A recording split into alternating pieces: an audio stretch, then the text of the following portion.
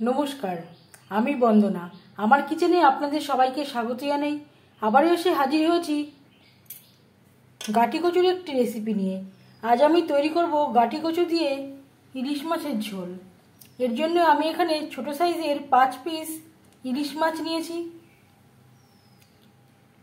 গাটি কচু আমি খোসা ছাড়িয়ে নিয়েছি আর এইভাবে ডুমো করে কেটে নিয়েছি, আর ছোটোগুলো আমি গোটাই রেখেছি। তবে দেখে নেওয়া যাক আজকের এই রেসিপিটি। পরিমাণ মতো জল দিয়ে গাটি কচু ভাপিয়ে নেব, আর দিয়ে দেব লবণ। গাটি কচু পুরো সেদ্ধ করব না,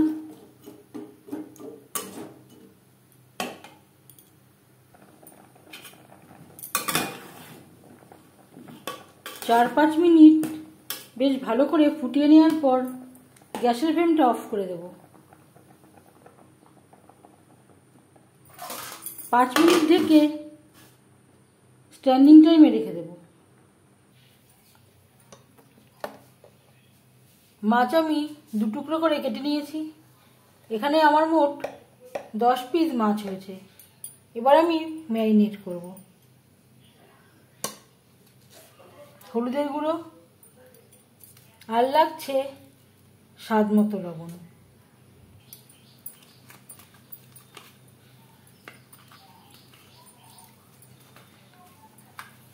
লবণ হলুদ মাছে বেশ ভালো করে মেখে নেব। খুব সহজ একটা রান্না। বর্ষাকালে গাটি কচু বা কচুর মুখি দিয়ে মাছের ঝোল আপনারাও মাঝে মধ্যে রান্না করে থাকেন। তবে আমি কিভাবে গাটি কচু দিয়ে ইলিশ মাছের ঝোল রান্না করি সেটা খুব সহজভাবে আপনাদের সাথে শেয়ার করব। লবণ হলুদ মাছে বেশ ভালো করে মেখে নিয়েছি। তেল আমি গরম করে নেব। আমি রান্নাটা করব রিফাইন্ড অয়েলে। আপনারা চাইলে যে কোনো কুকিং অয়েলে করতে পারেন। 5 চামচ রিফাইন্ড অয়েল গরম করে নিয়েছি। এবার দিয়ে দেবো ম্যারিনেট করে রাখা মাছ।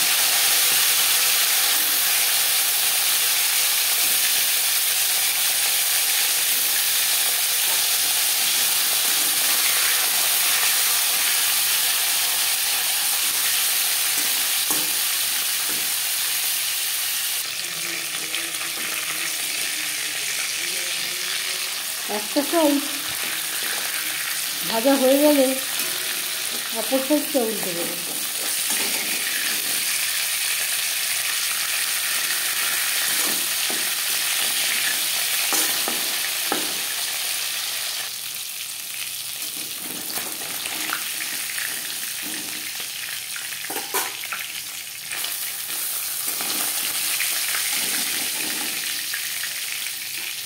একটা পাশে উঠিয়ে নেব।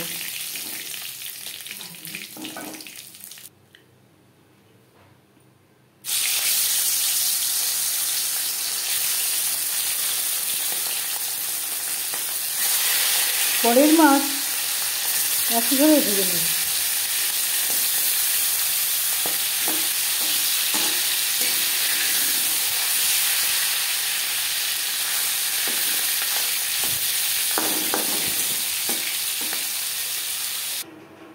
মাছ ভেজে নেওয়া তেলে দিয়ে দেবো 5 ফোড়ন।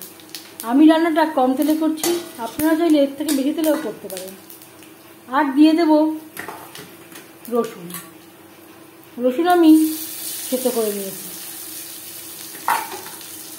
আপনারা চাইলে কুচি করে বা বেটেও ব্যবহার করতে পারেন।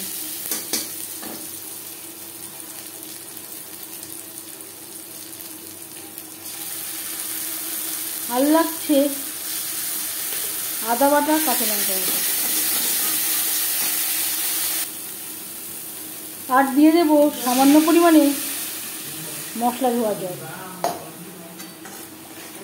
মশলা কষাবার সুবিধার জন্য।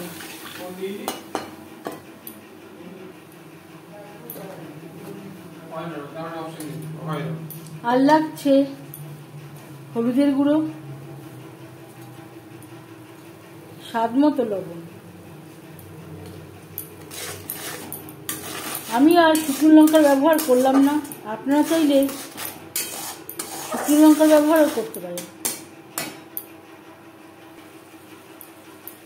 আর দিয়ে দেব 1 চামচ ভাজা মশলা। এর পরিবর্তে আপনারা ধনে ও জিরে গুঁড়ো ব্যবহার করতে পারেন। 4-5 মিনিট লো টু মিডিয়াম ফ্লেমে মশলা বেশ ভালো করে কষিয়ে নেওয়ার পর দিয়ে দেবো সেদ্ধ করে রাখা গাঁটি কচু। আমি আর আলু ব্যবহার করলাম না, আপনারা চাইলে পরিমাণ মতো আলু ব্যবহার করতে পারেন। মশলার সাথে গাঁটি কচু বেশ ভালো করে মিক্সড করে দেব। মশলার সাথে গাঁটি কচু 3-4 মিনিট কষিয়ে নেব। মশলার সাথে গাঁটি কচু বেশ ভালো করে কষিয়ে নেওয়া হয়ে গেছে। গাঁটি কচু প্রায় সেদ্ধ হয়ে এসছে। এই পর্যায়ে দিয়ে দেব জল। জল কতটা অ্যাড করবেন সেটা সম্পূর্ণ নির্ভর করছে আপনার উপর।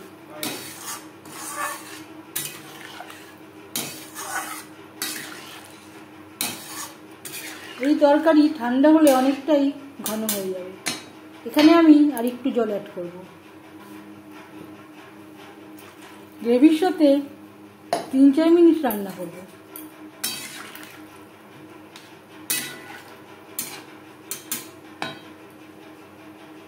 চার 5 মিনিট গ্রেভি বেশ ভালো করে ফুটিয়ে নেওয়ার পর দিয়ে দেব মাছ।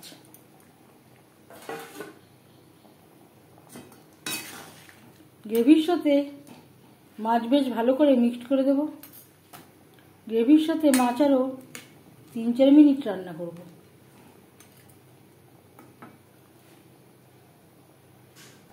গ্রেভির সাথে 3-4 মিনিট মাছ বেশ ভালো করে রান্না করে নেওয়ার পর এবার যাচ্ছি ফাইনাল স্টেপে। সব শেষে দিয়ে দেব ধনেপাতা কুচি। 1 মিনিট নাড়াচাড়া করে নেওয়ার পর গ্যাসের ফ্লেমটা অফ করে দেব। 5 মিনিট ঢেকে স্ট্যান্ডিং টাইমে রাখবো। ইলিশ মাছ দিয়ে গাঁটি কচুর ঝোল রেডি সার্ভ করার জন্য। এই রেসিপিটি কেমন লাগলো অবশ্যই জানাবেন কমেন্টের মাধ্যমে। যদি এই রেসিপিটি ভালো লেগে থাকে লাইক করবেন, শেয়ার করবেন, সাবস্ক্রাইব করবেন আমার চ্যানেলটিকে। বেল আইকনটা ক্লিক করে দেবেন। যখন আমি নতুন ভিডিও আপলোড দেব তার নোটিফিকেশান সবার আগে আপনার কাছে পৌঁছে যাবে। আপনারা সবাই ভালো থাকবেন। এই ভিডিওটি দেখার জন্য ধন্যবাদ।